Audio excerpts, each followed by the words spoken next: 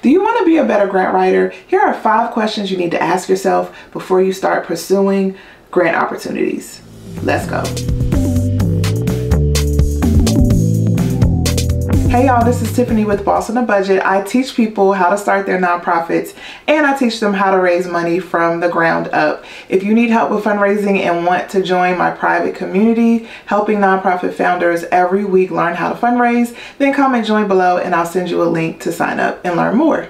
In this video, I'm going to share 5 questions you need to ask yourself before you write any grant proposal. You may think that grants are one and the same and that if an opportunity comes before you because there's money, you might as well go after it. But that's just not the case. You do need to make decisions about whether or not this is the right opportunity for you, or how do you go about it, or are we ready? There are certain just questions you need to ask yourself to understand before you write to increase the likelihood of you actually winning those grants. So instead of just chasing after grant opportunities, ask yourself these questions first and then get started. So the first question is this grant a good fit for our needs? So one thing that I talk about that people don't realize is that grants are not the end all be all. They do not necessarily cover all of your expenses, or just because your budget is $50,000 and you get a grant for $50,000, that doesn't mean that that grant will satisfy all of your needs as a program. Let me break it down and explain why. So there are different types of grants, and the most common type of grant that you're going to see is called a program grant. Well, a program grant is only for a specific program or project. And even within that program or project, there are some parameters around that. The funder will likely say you can spend money on this, but not this. And sometimes the not this may be staff, it may be materials, it may be equipment. They may really restrict what you can spend that money on. So your budget may be $50,000, which covers everything you need to run your program. But say you need computers to run your program. Well, maybe the funder doesn't want to pay for computers. So even though you have $50,000, that money that you get in that grant can't be used to buy those computers. So you still need computers. You don't have everything you need to run your programs. See, this is why it's really important, even taking a step back from grant writing, it's really important for you to have a very clear budget so you understand what your needs are and a fundraising plan to match that. Because your fundraising plan, or sometimes called a development plan, will let you know what strategies you need to use to raise money. And if you know you need something like equipment, then you're going to pursue the strategies that are going to help you get equipment. You may need to get unrestricted money through donations for equipment so you can purchase it. Or maybe people can donate their equipment, and that's how you make up your budget instead of expecting it all to come from your grant. So you just need to understand when you are applying for different grants, assess and see if it really will fit all of your needs. And even if it doesn't fit your needs, that doesn't mean you shouldn't pursue it, but you should go in eyes wide open knowing that this isn't the only thing you need to consider. Too many times people look at grants as like this magic ticket. It's like once we get a grant, we're gonna be set. I say it all the time because I see it all the time, and that's just not the case. But what I want you to do is walk into the situation eyes wide open, knowing, okay, well, if I get this grant, it's definitely going to cover this, and I know it may not cover all this that I need, so I'm going to make sure that I have other kinds of funding to cover that as well. The second question you need to ask yourself is, what are the priorities of this funder? So especially when you're new, you need to be particular about the kind of grants that you apply to. You need to look at the funders first before you just go and start writing, because you want to make sure that what the funder expects of you, or what the funder wants from you, or the kind of organizations it's used to working with fits the profile of your organization. So I highly recommend when you have a grant opportunity in front of you, start researching the funder, because there are different types of funders. There are federal, local, and state government funders. There are business funders like corporate funders who directly give grants. There are foundation funders, and even within foundations, there are family foundations, which are different from community foundations, which are different from private or corporate foundations. It runs across a spectrum, right? And so you need to make sure you understand how that funder operates and what their priorities are. Maybe their priorities are to fund programming in certain program areas, which are basically their interests, right? The interests that they have, what they're interested in impacting, where they want to see their money go. So that's the very first thing you need to look at. Is this funder even interested in funding the kind of work that we do? That's number one. But beyond that, you also want to look at who the funder tends to work with. Does the funder work with organizations that tend to have larger budgets? You also want to look at the amount that the funder typically funds. Is it way beyond your budget? Because if it's bigger than your budget, then you probably won't be in the running for a particular grant with that funder yet. Here's another thing. Beyond program areas or the topic areas that funders fund, they sometimes will have priorities from year to year. They may have particular interest. So for example, the pandemic, that was an obvious one. During COVID-19, a lot of foundations had a laser focus on topics that were deeply impacted because of the COVID-19 pandemic. So they shifted or they dug deeper into a topic and may have put certain topics on hold. Or maybe there are special interests of the funder, and maybe you are a Black-led or a BIPOC-led organization, or maybe you are an organization led by a special group, like led by veterans if it serves veterans. There may be certain priorities that a funder lifts up. This is one that I see a lot, actually. A priority that a funder may have is that they want to fund organizations that are focused on impact, that are focused on making measurable change. So you have to have outcomes developed for your organization. You have to have a logic model. You have to be collecting data to show that your programming actually works. So I see that a lot when I look at funders, especially the ones who want to give a little bit more hefty grants. So you need to research the funder first and see their priorities and make sure that you and what you're trying to do with your organization is in alignment with those priorities. Number 3 is, what is the likelihood of us winning this grant? So once you hear that question, you're probably like, Tiffany, how do I know? I feel like we're a great program, so maybe the likelihood is 90%. Or maybe you're like, well, we're small, so I don't know. Maybe the likelihood is 10%. So this is something that can't be precise because you just never know. But you can make educated estimates around the likelihood of winning a grant based on how you look at how a funder moves and based on your own history of writing grants. So one of the things you really have to understand about writing grants and winning grants is that you have to write. That it's not enough to write 1 to 2 grants a year. So a lot of people who are seeking grant funding, especially when they're new and they're small, I'll ask a question and I'll say, well, how many grants have you written? Because I know they're interested in grants and they may be like, well, I've written 1 or 2. And you have to write a lot, y'all, to be able to win. You need to be writing 15, 20 grants, sometimes even more than that. And I know that that is kind of overwhelming for folks, but once you start writing a lot, you'll get a sense of what funders are looking for. And once you start getting rejected, and I'm not trying to be depressing, but the reality is you're going to be rejected. Nobody wins 100% of the grants that they write. Just remember that. But when you get rejected, it gives you a sense of what you may need to tweak, what you may need to change, or it helps you understand what that funder really wants from you. And sometimes you have the opportunity to speak with that funder and they can tell you, look, this is what we're interested in. This is why, we didn't accept it this year. This is why you may want to apply again, or you may want to tweak it this way. So as you write more, you'll begin to understand, okay, if I do more of this, or if I pursue this kind of funder more, then we'll probably increase our likelihood of winning. You also increase your likelihood of winning when a funder has a history with you or they're aware of you.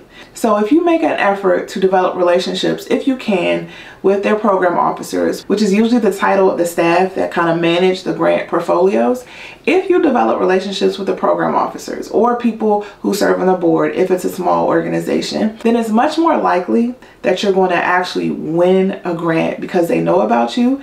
They may have some intimate knowledge about your work, and people tend to fund what they trust, and people trust things that they've experienced or people they've engaged with, they trust more. So if you want to increase your likelihood of winning, then put steps in place to try to develop relationships, or at least talk to or get in front of the people who work for these foundations or work for these grant funders, and try to make yourself known. You can also build your credibility in the community generally. So even if you don't have a personal relationship or have never engaged one-on-one with somebody at the foundation or at the grant funder, they may know of you. And because they know of you and know your reputation, maybe through news articles, maybe you've been recommended by other program staff or the consultants that they work with, because of that, they may feel like they have a connection there, and that will increase your likelihood as well. So assess for yourself, what's the likelihood of us really winning this grant? If you don't know the grant funder very well, you haven't researched them well, if you don't have any kind of relationship or connection to them,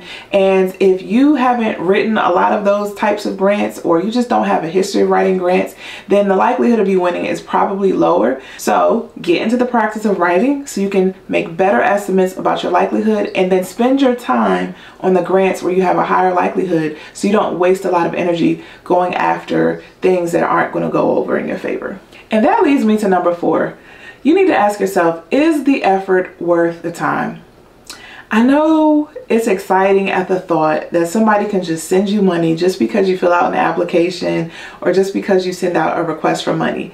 It's really kind of cool, right? That somebody would drop a large amount of money on your organization, and you just have to fulfill what you wrote in the proposal, right? You don't owe them anything beyond that. So it's kind of cool that it works like that. And so I know that when people see grant opportunities, they're kind of excited by that factor and just want to apply, because the thought of getting money for just writing something is really, really tempting, really, really enticing. But there are just some grant opportunities you should not waste your time on. Okay, there are some opportunities that it's not worth the amount of time and effort that it's going to take to fulfill the requirements of the grant. Because here's the thing, you don't even know if you're going to win the grant, right? So regardless, you're going after something that is probably at least a 50-50 chance of you winning, and then that chance goes down if you don't know the funder and all other things I talked about that may increase the likelihood of you winning. So you're already putting time and your effort into something that may not be a sure thing. But then there are other clues that it may not be worth your time. You may not want to keep going. So number 1, if the amount of the grant is not worth all the extra time you have to put in to write it, reconsider. If the grant is for $1,000, but they want you to write a 20-page narrative and create a complicated budget for $1,000, ask yourself if there's a better way to get that $1,000. I'm almost sure there is a better and an easier and a faster way, right? Another thing you need to think about is there are some grant opportunities that are match opportunities. So you don't get the grant unless you're able to match what you ask for. So you may be asking for $10,000, but they're not willing to work with you unless you can put up $10,000 as well. Well, if you need seed money and you don't have the capacity to be able to raise that $10,000, it may not be worth your time yet to pursue that kind of opportunity, because of all the work it's going to take to get there, when you could have just done it yourself to get that $10,000 and not worried about the grant. And also, there are blogs and organizations that make it their mission to shame foundations or grant funders who have arduous and ridiculous application processes, because it's a real thing. So sometimes you'll see an online application with a grant funder and it's a really detailed section like the problem statement of your grant proposal, and they're like, okay, write a detailed narrative with citations and things like that, but they only give you space for 100 words. Right? That doesn't match up. And a lot of times grant funders don't think about what it's like on the user side and what it means and all the effort that it takes to put up to get the grant. Sometimes funders will put you through a crazy process, like a long drawn out process, several interviews and site visits and asking for more and more information. And sometimes they'll take you through all of that and still not approve the grant, or they may approve it but take forever. That may not be something that you want to pursue if you go through that process and you know that's how that funder operates. Maybe the first time, because you went through the rigmarole, you're like, let's just get this money, but it may make you rethink the next time you apply for the grant. The other thing I want to bring up is grants sometimes are slow. Like if you're awarded a grant, it may take months. Sometimes it takes up to a year for a grant funder to cut the check. Or sometimes a grant funder will only give you funds on a reimbursement basis. So that means you have to spend the money first and then invoice for the money. So you have to put up the money first and then get paid back. And these are all the things you need to consider about whether or not you should go after a particular grant opportunity. And finally, number 5, does our program have a clear set of outcomes? So I said in a previous video, and I'm going to link it above, you should not be writing grants if you don't have a clear program structure, if you're not sure what your program is, you're not sure who your program serves, what it was made for, if you're not sure the outcomes that you hope to impact. And when I use the word outcomes, I just mean there's a change in the people or the thing that you're trying to impact or the thing that you're working with. So if you're working with individuals, you want to see some kind of change in their behavior, in their skills, in something that they have, in a perspective, in their knowledge, something. It depends on what your program does, but that outcome is just you recording the change that happens as a result of them interacting with your program. Well, if you haven't even thought about your outcomes, if you haven't even thought about what data you want to collect, if you haven't even thought about what it means for your program to be successful, then there are certain grants you just should not pursue, because there are some grant funders, especially when you start getting in the 100,000s and up, they're going to want to see your outcomes. They're going to want to see that you've thought about how your program makes an impact. They want to see things like your logic model or your theory of change. And your theory of change is basically the argument that you're making of why your program works. You believe if you put these conditions in place that this will happen, and that's your theory of change. Makes sense? So if you haven't thought through that, if you haven't written out an evaluation plan, if you're not tracking data according to your outcomes, if you haven't decided what the outcomes are for your programs, do that first, especially when you want to start pursuing heavy grants or grant funders that give large amounts.